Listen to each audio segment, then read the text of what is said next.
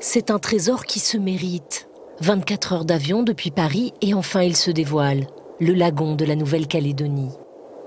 Le lagon, c'est toute la zone entre la barrière de corail que l'on voit sous l'écume blanche des vagues et la côte.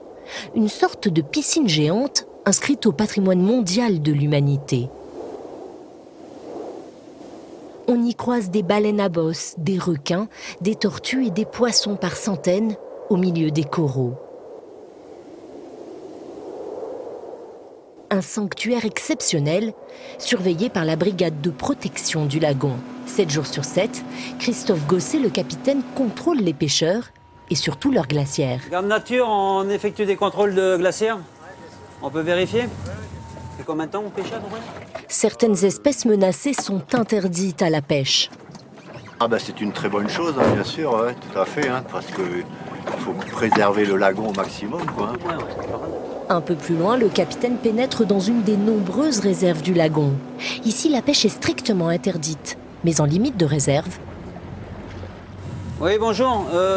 Vous êtes limite. Ouais, très bien. Ouais. Le mieux, c'est pour éviter d'avoir des doutes, quand même de pêcher assez loin des limites de réserve. Quoi. Le poisson, il n'est pas pile. Non, je sais bien, mais après, c'est trop profond aussi. S'il rentrait à l'intérieur, il peut se prendre un PV, quoi. L'amende peut s'élever jusqu'à 15 000 € selon les poissons pêchés. Et le bateau peut même être saisi. De quoi dissuader les braconniers. Mais d'autres dangers guettent le lagon. Pollution, réchauffement climatique. Et là, ce sont les scientifiques qui veillent. À cet endroit, ils élèvent des petits coraux dont ils surveillent la croissance grâce à cette machine. Elle envoie un pulse de lumière.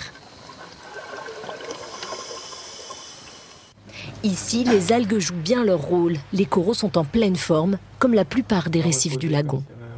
Bien sûr, il y a des sites plus impactés, c'est-à-dire les récifs coralliens qui sont situés en aval des sites miniers ou qui sont à proximité des ports du Grand Nouméa. Mais sinon, globalement, les coraux sont en très bonne santé ici. Les Calédoniens le savent, leur lagon et sa barrière de corail, la deuxième plus grande du monde après celle de l'Australie, est un joyau à préserver pour toute l'humanité.